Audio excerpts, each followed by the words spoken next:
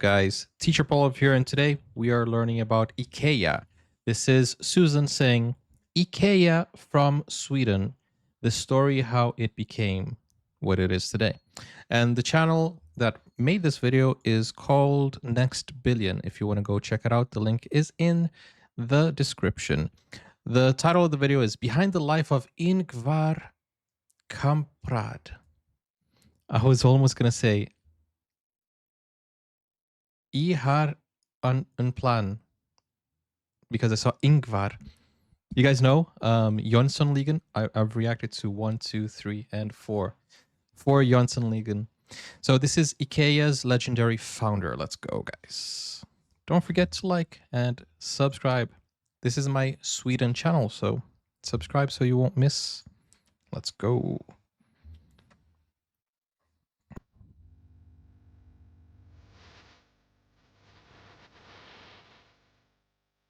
In a world where flashy cars, luxurious mansions, and designer clothing define success, there was a multi-billionaire who drove an old Volvo and flied in economy class. Wow. This man, Ingvar Kamprad, founded one of the world's largest furniture companies, IKEA, and his journey to success was anything but ordinary. IKEA, From let's beginnings go. in rural Sweden to becoming a billionaire, Kamprad's story is one of grit, determination, and commitment to serving the ordinary people. In this video, we'll take a closer look at the life of Kamprad and how he built IKEA. IKEA. Guys, IKEA Ingvar really, Kamprad was born so it's not IKEA, it's IKEA. Sorry, wrong pronunciation there. IKEA. IKEA is single-handedly helping a lot of newlyweds,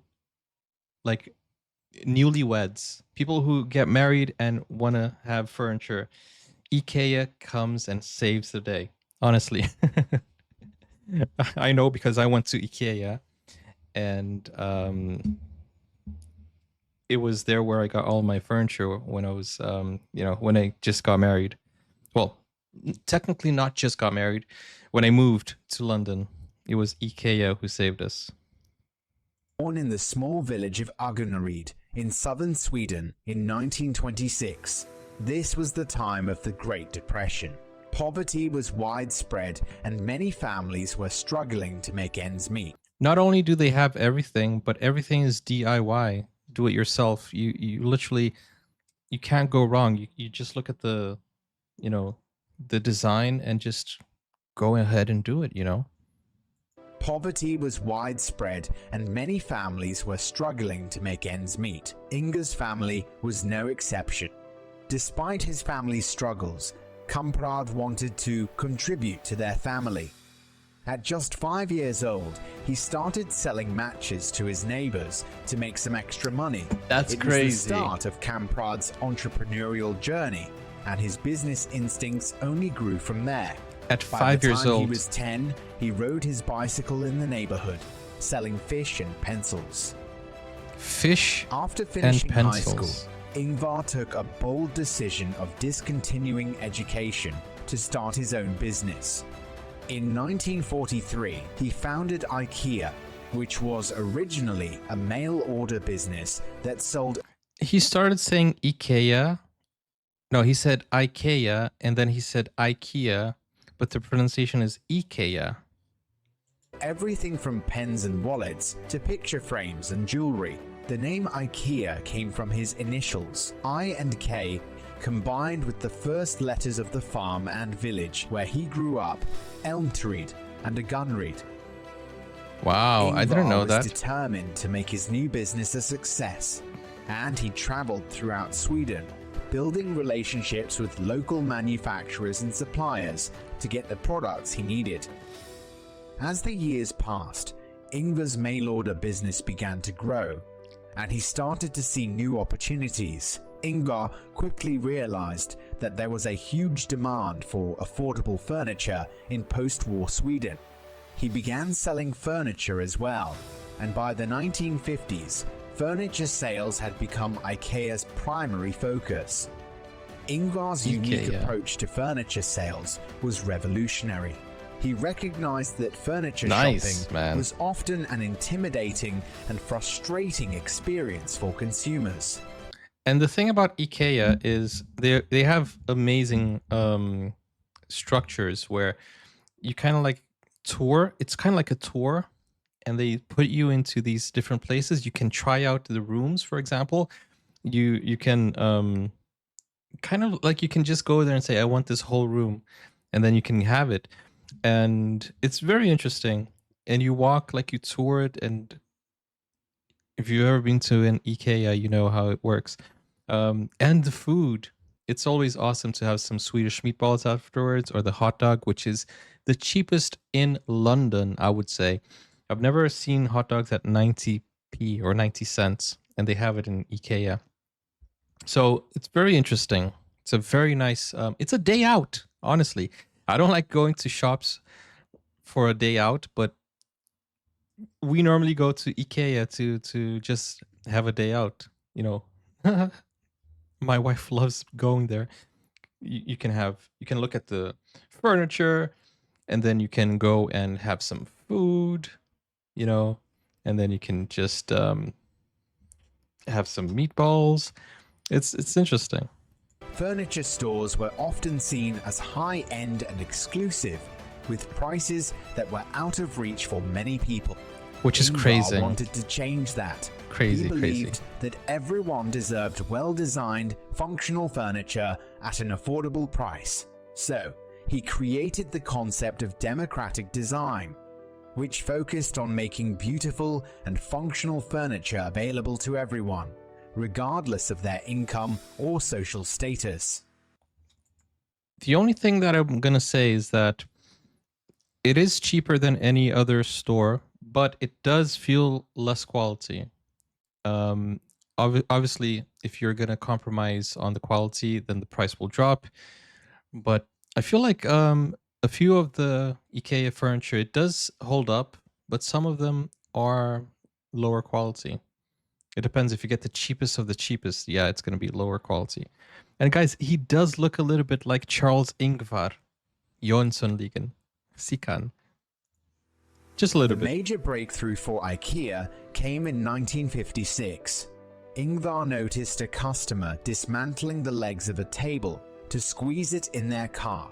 Seeing this, Ingvar got a genius idea that would change the fortunes of his business forever. I had that exact He would table. create furniture that customers could assemble themselves.